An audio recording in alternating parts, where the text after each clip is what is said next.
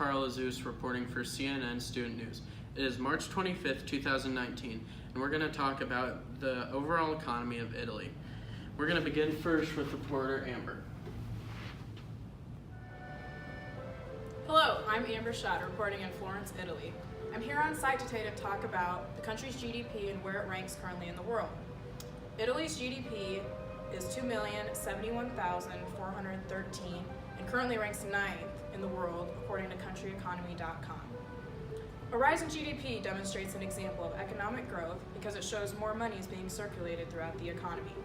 GDP measures the value of final goods and services produced within a country's borders during a specific time period.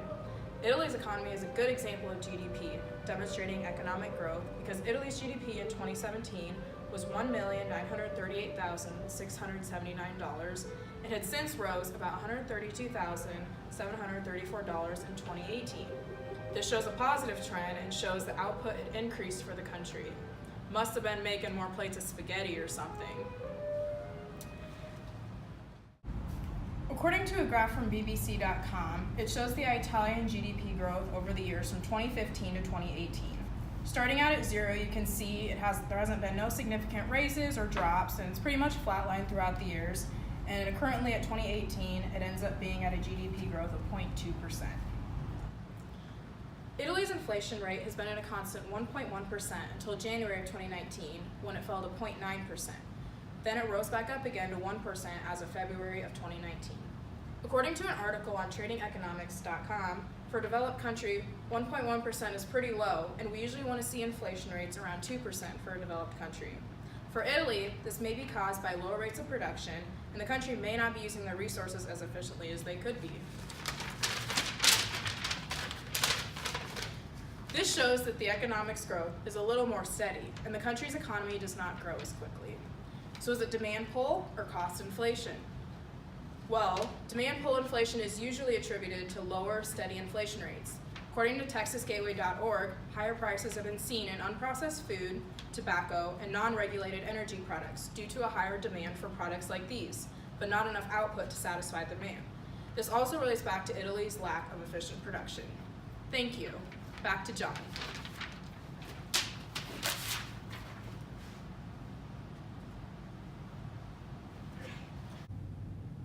This just in, Italy is in fact a leader country. Now let's talk about why.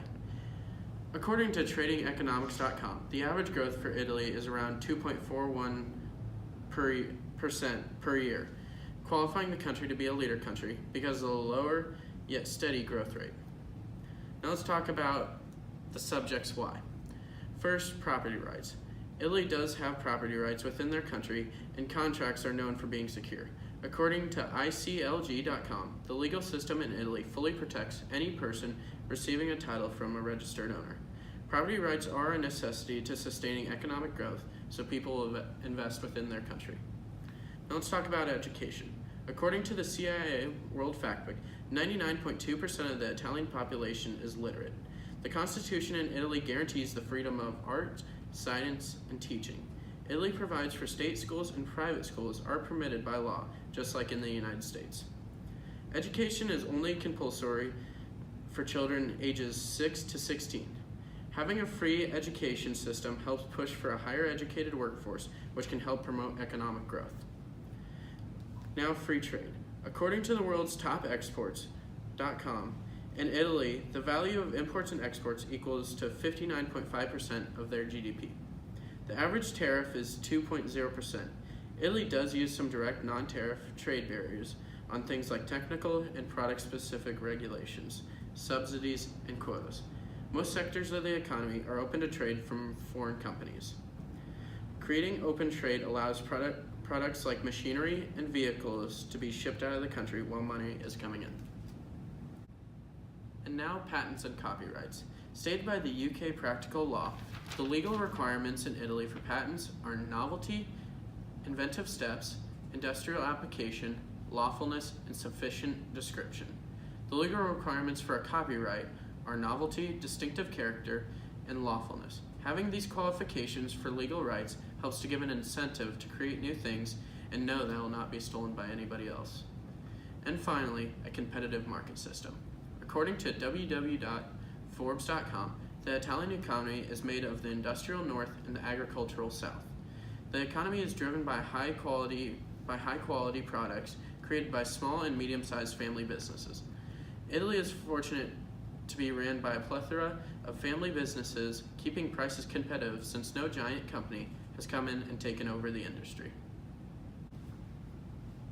Hello, it's Ali here reporting on Italy's savings rate and how it can correlate with economic growth. I will also be reporting on 2 examples of shortcoming of GDP.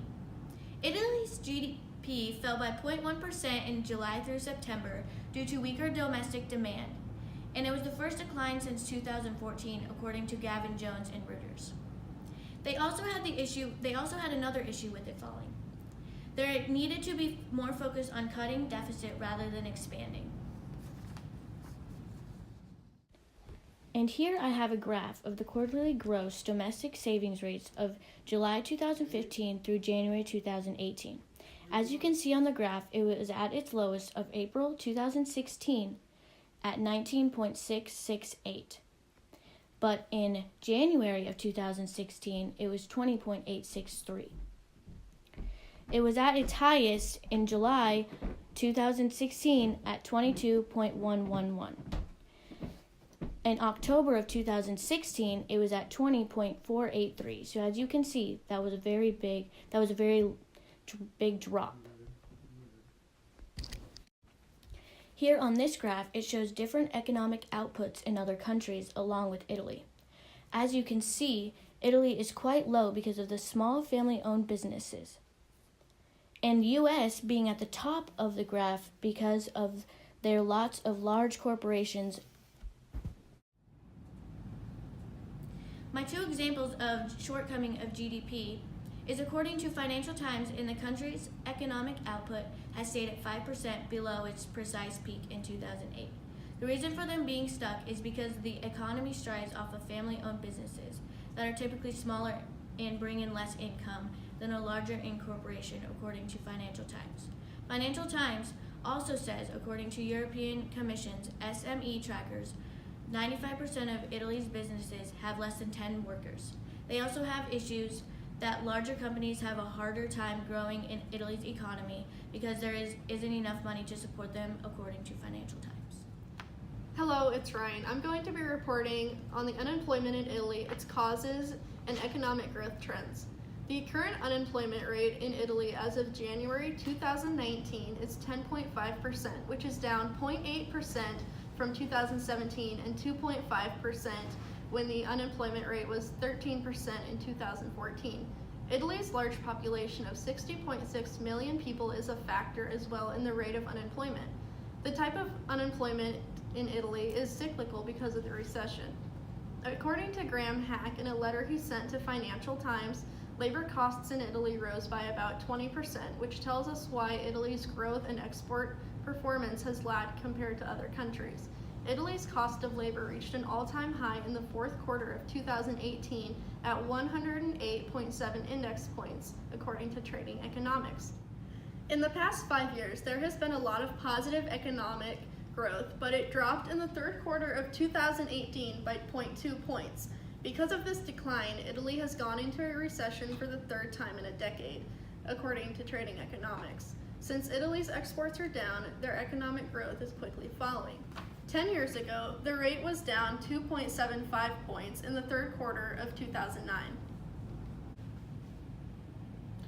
Today we talked about many important things like why Italy's economy is a good example of economic growth and how it is steadily growing and balancing the inflation rates and GDP.